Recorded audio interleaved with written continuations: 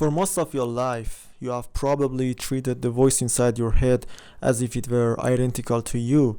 Every thought arrives in your language, using your memories, using your emotions, using your logic, and because of that, you instinctively assume the voice must be you. But if you pay close attention, something starts to feel incomplete about that assumption. Because the moment you notice a thought, there are suddenly two things present: the thought itself and the awareness noticing it. And in my opinion, most people never stop long enough to recognize that distinction. They move through life completely absorbed in the voice, obeying every fear, every memory, every craving, every internal argument, as though it were objective reality. A single thought can change the entire chemistry of the body.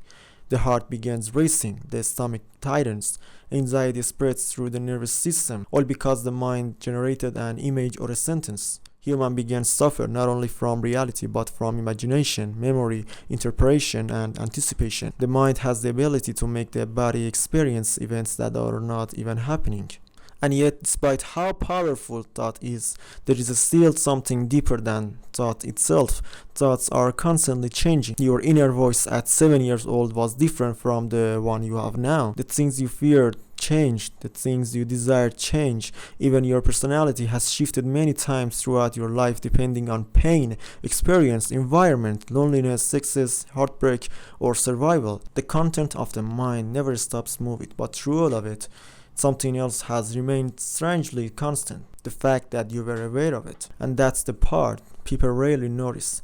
Not the thoughts themselves, but the quiet presence that was always there watching them, you know?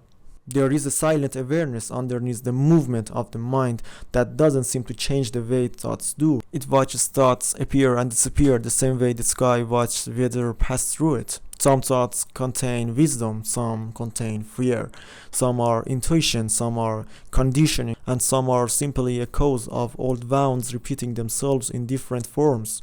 But the moment you become aware that thoughts can be observed, they lose their absolute authority over you, because you begin to realize that experiencing a thought is not the same thing as becoming it. And maybe this is why silence feels uncomfortable to so many people. We live in a world that constantly encourages us to perform, to explain ourselves, to maintain an image, to keep an inner narrator running that tells us who we are supposed to be. So when distraction disappears and the noise finally settles, people are left face to face with themselves without any of that, without narration, without performance, without the story of the mind has been telling about them. Most people spend their entire lives trying to escape that moment. They fill every second with stimulation because they are terrified of what remains when the noise stops. But beneath all of the movement of the mind, there is something extraordinary still, whether someone calls it awareness, consciousness, the observer, or simply just presence. It has been there quietly watching from the beginning. The question worth sitting with is not what the voice is saying, it's who has been listening all along, all this time. And that was it. Take care of your mind. See you soon.